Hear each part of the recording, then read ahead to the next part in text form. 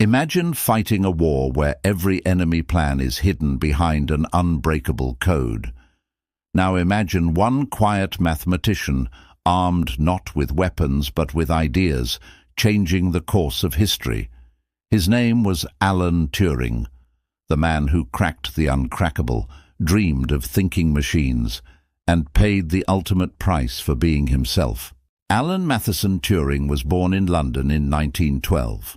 From an early age, he showed remarkable ability in math and science. As a student at Cambridge and later at Princeton, he began asking bold questions.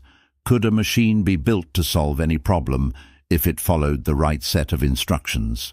In 1936, he published a paper describing an imaginary device, now called the Turing machine. It was only a theoretical model, but it showed how any calculation could be carried out step by step.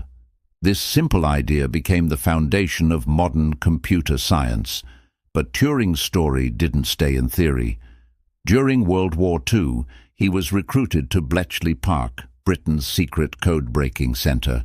His mission: help crack the German Enigma code, a cipher thought to be unbreakable because its settings changed every single day. Turing developed crucial techniques and led the design of an improved electromechanical machine, known as the bomber, that could sift through Enigma's millions of possibilities. Thanks to his work, and the efforts of many at Bletchley, the Allies were able to read secret German military communications. Historians believe this breakthrough shortened the war by years and saved millions of lives. After the war, Turing returned to science. He worked on some of the first real computers and began exploring the question of artificial intelligence.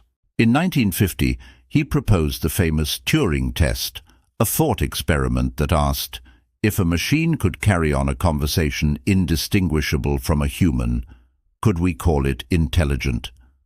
But while his contributions to science were extraordinary, his personal life was met with tragedy.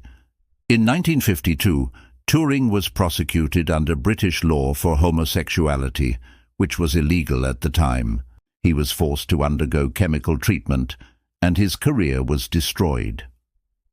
Just 2 years later, in 1954, Alan Turing died of cyanide poisoning at the age of 41.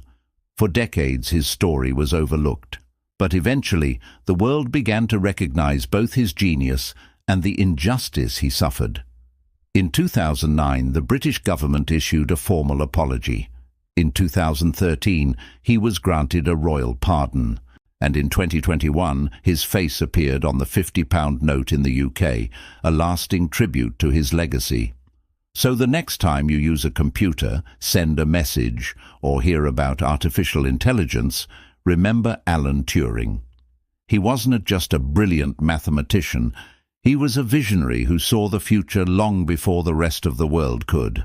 If you enjoyed this story and want to hear more surprising science biographies, make sure to stay tuned, and I'll see you next time.